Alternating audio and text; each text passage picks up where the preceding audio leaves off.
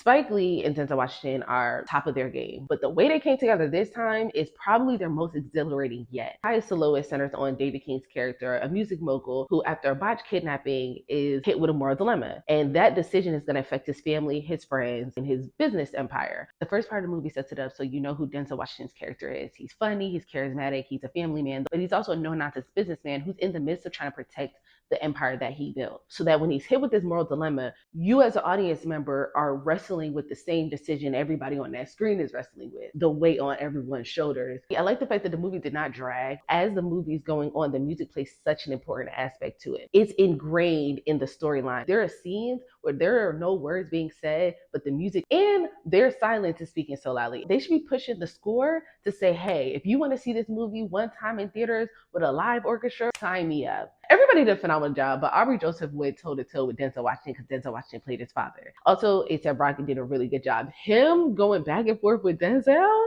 I don't know if that's my favorite scene, but that was such a dope scene. I love seeing Denzel in his charismatic state. And even though he ain't playing no games in certain parts of this movie, he still has such charisma about him. But everybody did a phenomenal job. I also want to shout out Jeffrey Wright because the way he commanded the scene, his emotional layers, the distinction between his character and Denzel Washington's character, which was an ode to who their characters were in the film. One thing about the men in this movie, when the stakes were high, wasn't nobody budget. It was some OG stuff. I don't even know how to explain it. Also, you can't ignore the fact that it was such a love letter to New York. And I don't want to skip over the artwork. Did it come from Spike Lee's personal, collection? Because the amount of dope art in this movie and then the amount of pausing, like we talk a lot about Spike Lee's dolly shots, but it's those pauses where he breaks the fourth wall and he has the characters look directly at the screen so you can see them. The amount of artistry, like Spike Lee is the GOAT for a reason. Like he's one of one. What's there to say?